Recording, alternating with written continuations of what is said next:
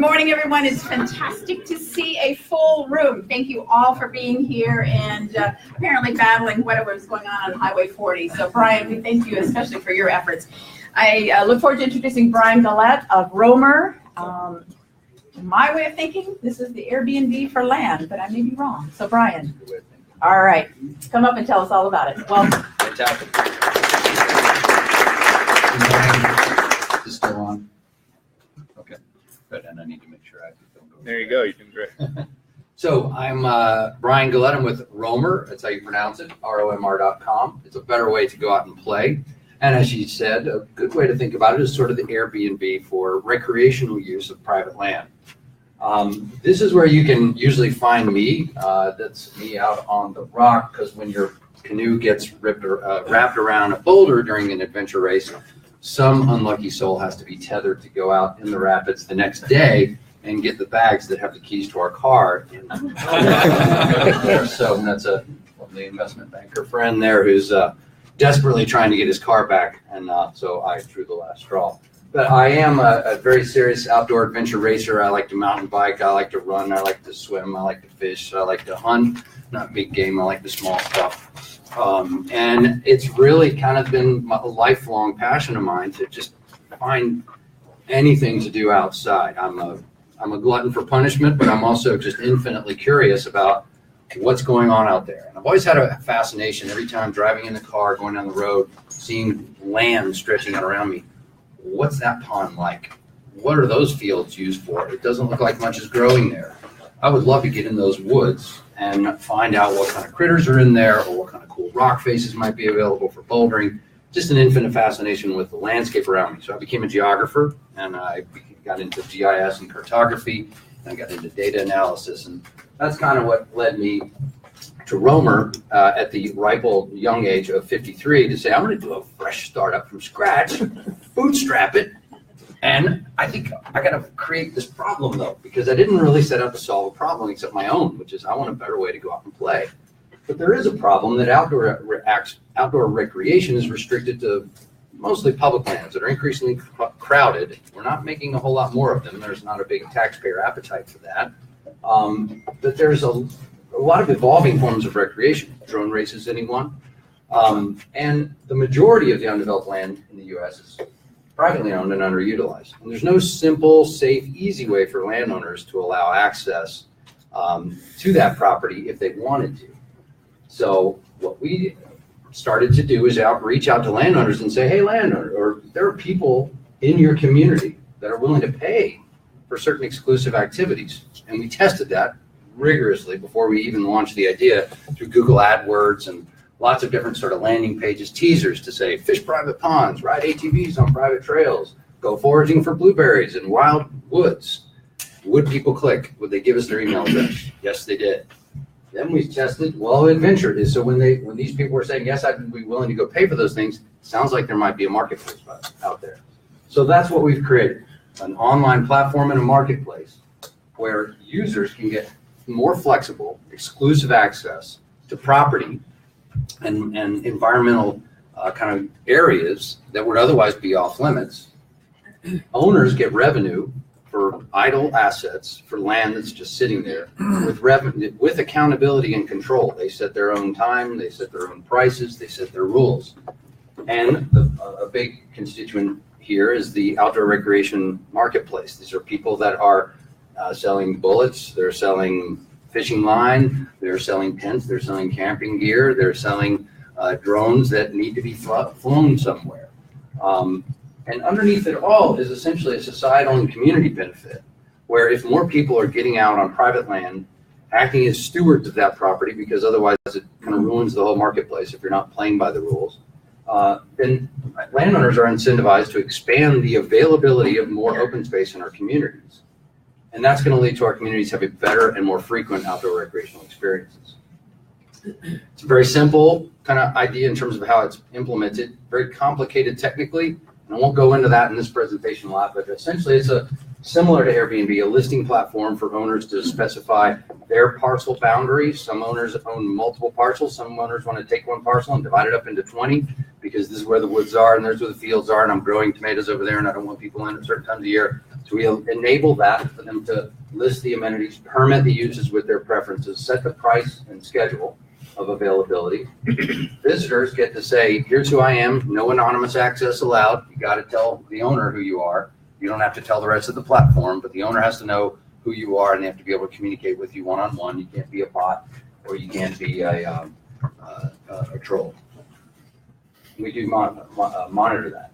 Our business model is essentially to take a small share of the fee that is paid for access. And that fee can be for an individual saying, I want to find a place to camp while fishing and bird watching, and I'd like for there to be open fire availability and cell phone signal or cell phone service. I want to be able to bring my dog and have him run around without being on a leash, and have a boat ramp for my my little trolling motorboat to be able to get in easily. And they request that access of the owner. They approve it either instantaneously. They set all those preferences, and we keep 20% of that. Same thing with group events, and that's turned out to be a very different thing. Where the group organizer says, I'm looking for an event for my fraternity brother reunion to go out and do a big camping fishing weekend. Looking for a cool spot to do that. They book the reservation for $300. Everyone else gets an invitation to that event. They sign liability waivers. They all agree to the terms of access. They get their access key, and they're ready to go. And same thing happens. We keep 20% of that. We are organizing as a B corporation because we are essentially driving that triple bottom line mission of promoting a conservation of open space, stewardship of community resources, and expanded recreational activities and opportunities for all citizens by essentially incentivizing landowners to play ball in this. And if you're a for-mission kind of company as opposed to just a for-profit company, we found that landowners and user groups are a lot more interested in jumping on your bandwagon. So we're very, very driven by that, but we're also doing it because we want to attract the best talent. We want to attract the best investors when we're ready for that. We're in the kind of a bootstrapping phase right now, but we've been engaged with a lot of different potential partners as we get ready for a national launch. And there's tremendous interest in that. When you say, this is what I'm trying to do, I'm trying to make outdoor recreation available on any possible property, and I'm going to do it through this mission, you get partners to do a lot of the heavy lifting for you. So our challenge is activating individual marketplaces, which are essentially these kind of exurban areas, because our primary users are people that want to go outdoors, and the vast majority of them live in urban areas where parks are the only option. And getting outdoors is a hassle. It's an excursion. So we start with 1+1, which is the landowners. We add users to that, and that turns into monthly outings. So that's the revenue model that drives our engine. Our landowners are family and organic farms, estate and residential property, large holdings, 60-acre, retirement homes with private ponds and lovely fields for drone flying and woods for camping. And nonprofit and institutional lands. We work with land trusts to allow access to their property to create a donation engine for reserved or private locations so that you can reserve amenities at those properties. Our users, typically we reach out to group organizers like the local Audubon Society is looking for exclusive kinds of bird watching events. We can help them find good venues. So by working with the organizers, they bring users with them. There's also the outdoor regulars, the super enthusiast people that are going to go out there and find the best place to put a deer stand, to find the best, the absolute best venue for a drone race, which is not just an open field, it's kind of boring. And those people are the outdoor regulars. We like to call them ambassadors and really help them engage in these individual outings that turn them into group outings. And then there's formal event planners and their guests. And these can be commercial enterprises, or they can be local, social event planners that do that for a living, say outdoor weddings, class reunions, things like that. And then our outings look like these individual, personal, family, friends, one-off outings, or it can be a small group meetup. Say, hey, this weekend we're going to go out to Farm X, and we're going to have a little, private instructional lesson on bird watching, but it'll be in the privacy of our own private field. We don't have to worry about kids riding through on their bikes and randomly at a public park. We do have people that are doing promotional or educational events about products. So people that have like a special fishing boat, a very small scale boat that you can wheel into a small pond, Small water fishermen are the biggest ones out there. If you can find a cheap boat to go catch fish and literally shooting fish in a barrel, then you're probably going to get, you know, a better demonstration of your product at a place where you can put on an event for it. And doing that at the local park or going to Lake Crabtree or things like that can be actually a little daunting, and it can be crowded, and you got to attend with the rest of the people all around. And then sporting and social events, the adventure races that I do. Some of those have been mostly on public lands, but some of them have been on a mix of private and public lands. Finding those landowners and getting them to agree to the terms of having 100 adventure racers show up and camp out in your yard has been essentially a, you know, make it up as you go affair. Well, we're creating a platform for those organizers to be able to find those kinds of events and stage them on our properties. And we aim to repeat this in all the MSAs, the metropolitan statistical areas in the United States. So we're starting in Raleigh-Durham. That's been our test bed for about 2 years now. We're being very deliberate and very test intensive. And we put on literally thousands of outings, some of them very small, some of them pretty large, 150 people at an outdoor fire theater party, believe it or not. Very lucrative for the landowner and for the event organizer on that. So our challenge is, once we launched back in January, we started seeing a growth in listings. We started seeing a growth in traffic to our site. We saw registered users going up. We saw the outings just kind of trickling, but it was that right there that we thought, what is that? Well, that was events. When we promoted big events and we put it out into Facebook advertising, Google advertising, into the interest groups that events was targeted to, our traffic shot up. When we turned that off, traffic dropped back down. So we're in the midst of retooling around events, the same kinds of activities, but make it more event driven.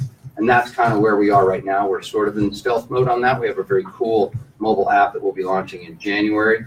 And it's essentially phase 2 of our launch, and that's when we'll kind of really come out of the closet with all this. So there we go. So yes, look for Romr in the future to have more goat yoga outings, more pond fishing to turn into fishing derbies, more natural pond parties, not a pool party, natural pond. What's that? What's this guy built a natural pond? It's a non-chlorinated place to swim. Big group hikes with a guy that'll lead you on an Indian artifact discovery expedition and help you dig them up for the day. But that's really kind of the direction that we see the future going here. So that's Romr, and this is our mission. We will expand the conservation of open space, promote community stewardship of natural resources, and increase the frequency and quality of outdoor experiences for all citizens. And we do this by operating a continuously innovative, transparent, safe, and profitable marketplace. All right, we'll open it up now to questions.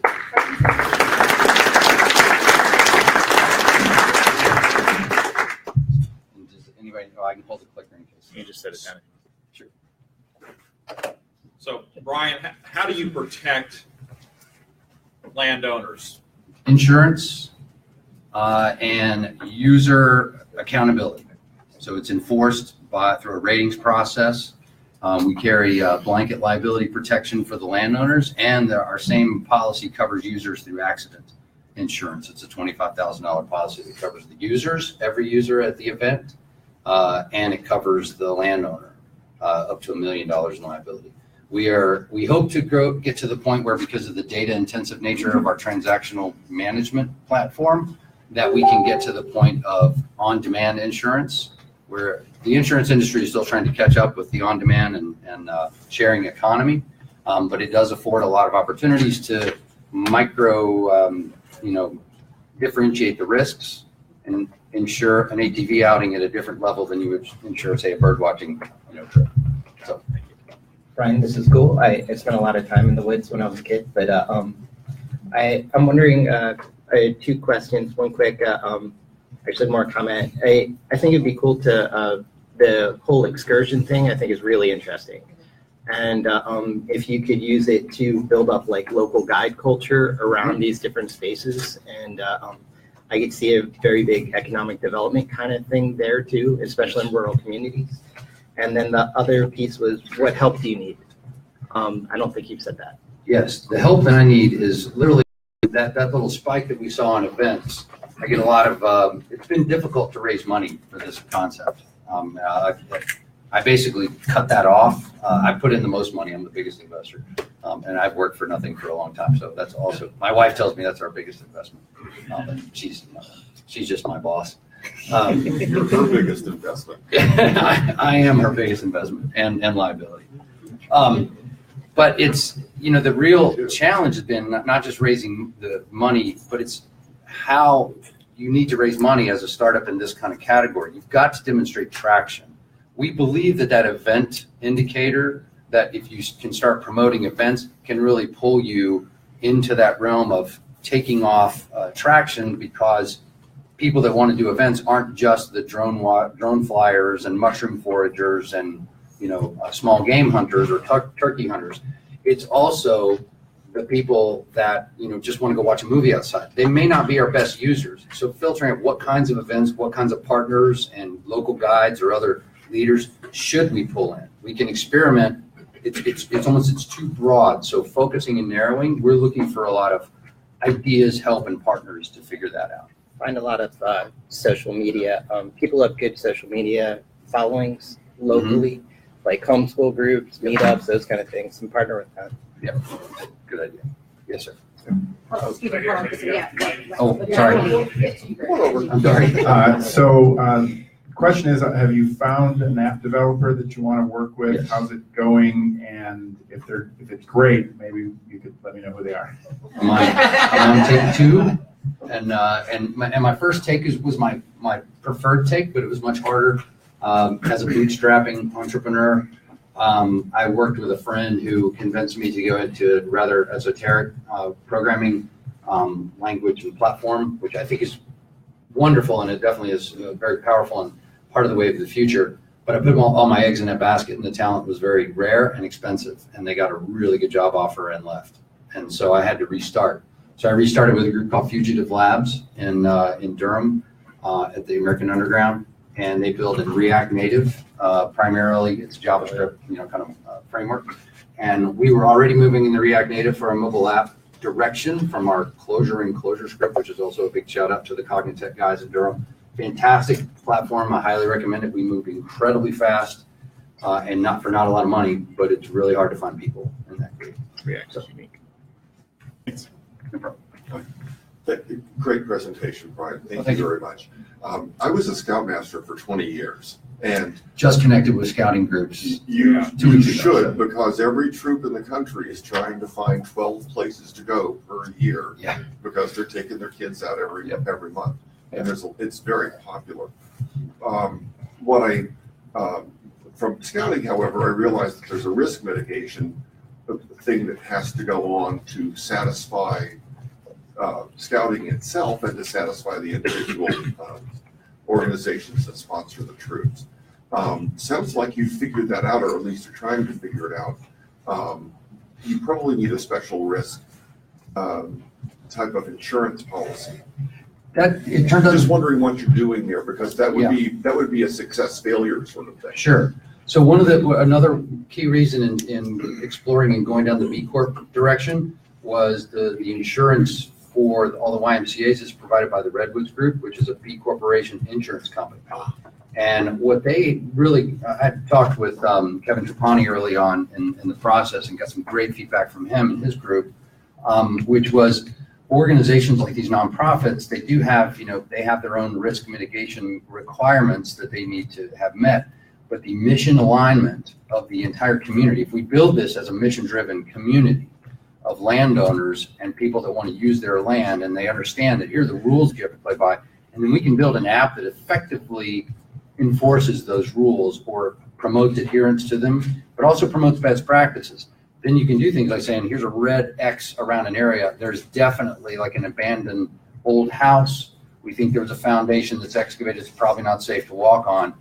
You can really kind of help the boy, because otherwise that's one of the things I heard from the Boy Scouts is like, what about the neighbors? What about the dogs that are nearby? And said, well, our platform is becoming a way for like a message board for any given property owner to maintain and to then share that information with visitors. It's not an electronic fence, is it? Exactly. The other question I have, if it's okay, Sure. is about drone flying. Yeah.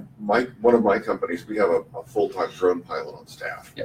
And one of the things that I didn't realize when we started down that path was that there's a lot of restrictions. Yeah. And are you posting those restrictions, or We're do you know how integrating to that find into our them? mapping technology. The FAA maintains either call before you fly, notify before you fly, not necessarily call, or no fly at all zones around different landing strips and airports. So, I mean, even there are fields that are, you don't know them, but they're landing strips, and the FAA has jurisdiction over those, and they say you should notify that landowner who maintains a private airstrip for 5 of their neighbors Right. that you're going to be flying in the area. And if we can help enforce that, then that can also become a way for us to acquire users too. So we're looking at a lot of those kind of public service extensions of our platform, but also It's a real big issue. We found that Car Lake you can't fly on at all, That's right. and Gaston is no problem, and it's two different jurisdictions. Right? Exactly. Thank you. It's Thank great. you. All right, we have time for 3 more questions, and I believe 3 more. That's right. We've been waiting. Hi, Brian. Let me describe a problem that I have. I'm on the board of Schoolhouse for Wonder, and we're an outdoor leadership adventure camp in the Triangle. We work with county or Triangle Land Conservancy locations. Would Romr solve a potential expansion problem to help us find new locations to operate camps? Absolutely. Absolutely. And I would say that I've been amazed that, there's also some camp operators that you didn't realize were camp operators because they're not really operators, but they have them, like NC State's Hill Forest, at Camp Slocum. And that's where, all the seniors, when you're a senior year, you got to go live in those cabins and do your forestry and environmental sciences kind of field work for a month and a half, 2 months. And it's really hot and there's no air conditioning, but they're really cool cabins. And they're like, there's a main lodge that was built by the CCC back in the 30s, and it's gorgeous hand-hewn timbers that they milled on site and rocks that they got on site as well. But you can put in onto the I think it's a Little River, maybe it's a Little River there. It's just incredible. And they've said, we're looking for ways that we can provide access to the camp either for a day, for a week, especially when it's not during that period. Because when it's not during that period, it just sits there. They have some people that will use one of the classroom buildings or some of the lodging, but for the most part, it's empty. And so being able to provide that, and we've had the same kind of conversations with Camp Seagull and Seafair from the YMCA camps, but there's also small church camps. And that's for camp activities where you need kind of a venue for it if you want to have an overnight. But there's tons of places that have incredible natural, amenities and experiences, like the Keith Arboretum, a private arboretum with 4,000 different woody species. That's actually listed on our property, and it's open for private tours and private outdoor education days and experiences. So we have talked with people that are interested in doing like STEM education projects outdoors, using natural forces and a learning environment. So absolutely ready to make those connections. Yeah. It'll be 2 short ones, not long ones. Okay. So, Brian, very good presentation. What I wanted to ask was in regards to the different sites that you have, are you taking a look at possibly gearing them to different themes? Like, for instance, Scotland Neck, there's a bird sanctuary that's grown into a point of destination for that rural area. And the second thing is, are you taking a look at public-private partnerships in regards to the grants and some of the public monies that are available that would help with this cause on specific areas? Yes, and that's another good reason that compelled us to look at the B Corp certification process, because when you're a for mission company, sometimes we'll do nonprofit work where we're not making money. We're working with a landowner who says, I want to make my property available for, say, this educational experience. I'd like to get paid, but we're saying, okay, well, we'll contribute to that by not taking our 20% cut, but we'll take 5%. So we've talked with some folks at NC State and at other organizations to say, can we get involved in some grant writing for these specific applications to see if there's a way that our app, which is effectively check in, check out, sign liability waiver, confirm use, confirm the site appropriateness for it, track the data. Like if everybody's carrying their app with them on the phone, it tracks maps. It says, your no-go zones, property boundary enforcement, things like that. Can we apply that to, say, citizen science applications? can tag photos of plants and endangered species out there and use that under a grant auspices. I'm definitely interested in exploring those, and we're looking at it. Again, that gets back to in terms of where I'm looking for help though, is like trying to make that coalesce around a unified strategy of moving in the direction of scale. Okay, Jenny, you're up in your last one. Yes. Switch. Brian, thank you. That was a very great presentation. I have 3 short questions. Have you considered partnering with Geodetic Survey with the state because they do up-to-date surveys? I am familiar with geodetic surveys, and I'm not sure why do you think that would be?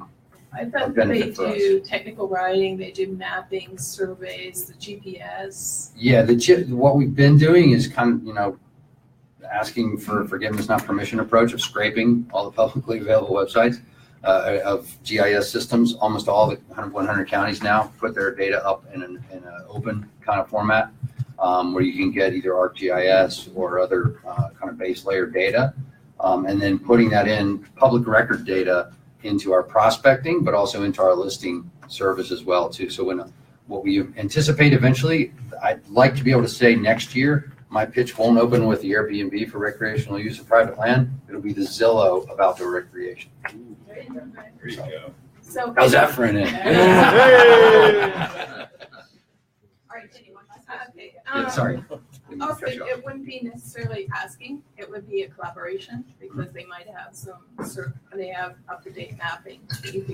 I would love the collaborative help for sure. And if we could, again, to this kind of same sentiment that I mentioned to the gentleman here earlier, anything we can do in service as a public service to help expand for landowners and for the users that want to go on that land, anything we can do to facilitate those transactions, that even if some of them don't ever come to us, if it's just helping, promote the opening of a new public park, we're going to support that. Because if Romr's behind it, people will say, well, I got the park here, but I still need a place to go have a fishing derby this weekend in a pond that's not got 20 people on the bank. And I do know what level it's stocked at and what species are there, so we can have a reasonably predictable contest. So it behooves us to work in partnership with public and private organizations like that. Okay, and then question 2 real quick is consider a partnership with RLI. It's an outdoor recreation and their employees are always looking. With REI? REI. REI, yes, we have, and we've had a preliminary agreement to extend a partnership that we began with them to work with their outdoor education school and outdoor school for compass and map reading projects and, kind of outings like that. Stand-up paddleboarding classes at a private lake or private pond, and things like that. Definitely, we see this as a very value-added partnership, and it's that third bucket when I said of the 3 things that our platform works for. The outdoor recreation industry is ultimately where we want to, kind of take this, but I don't think that's how we launch with scale in the very early stage. We got to really figure out the transaction. Thank you. Don't mind if you Excellent presentation. Thank you very much. Very much. I